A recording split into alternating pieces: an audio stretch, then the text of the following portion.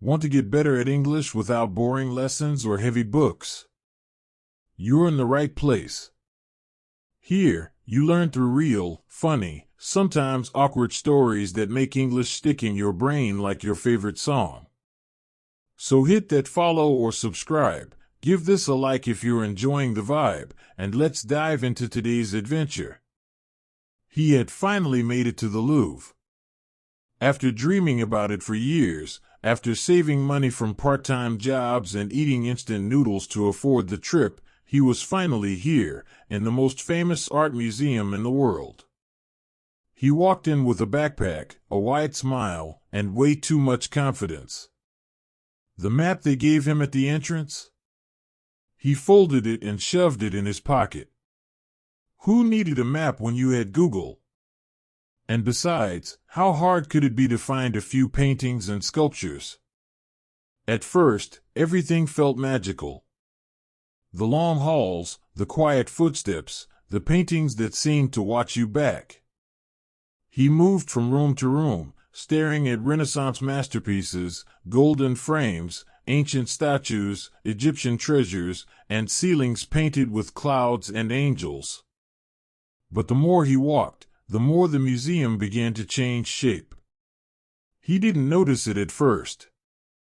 But soon, the rooms started to blur together.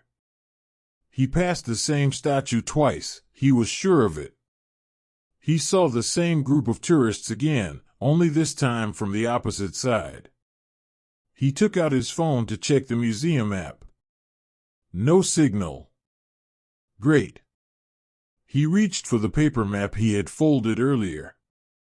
It looked more like a maze than a guide. Lines, arrows, tiny numbers. None of it helped. Still, he told himself not to panic. He kept walking. Maybe he'd find the Mona Lisa, that had to be a good landmark. But every hallway led to another hallway. Some doors were closed. Others were blocked with ropes. Security guards passed by, but they looked busy. He turned left, then right, then ended up at a staircase. Had he come from upstairs? Or had he just come down? He couldn't remember. His feet were tired, his stomach was making small complaints, and his water bottle was almost empty. Then it got quiet. Too quiet. He realized he hadn't seen another visitor for a while. No groups. No whispers. Just silence and a dim hallway filled with paintings of sad-looking people from centuries ago. He laughed quietly to himself. This was it. He was officially lost inside the Louvre. He sat on a bench in the corner of the room and tried to breathe. He wasn't in danger. He was just off track. He reminded himself that this was still amazing. How many people could say they got lost inside one of the greatest museums on earth?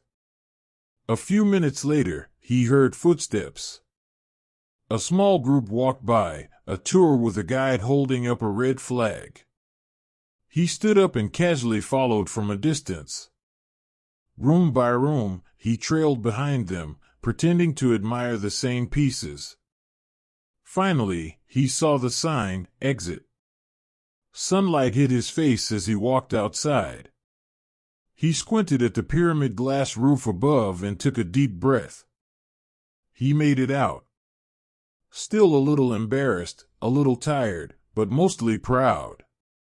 He bought a cold drink from the nearby cafe, sat on the steps, and laughed to himself. Next time, he was definitely using the map. So, have you ever gotten lost in a place you thought was simple? Museums, malls, airports, it happens to the best of us. If you liked this story, drop a comment and tell me your lost and confused moment. Learning English with stories like this makes it stick without even trying. And remember, there's a brand new story here every day. See you in the next one.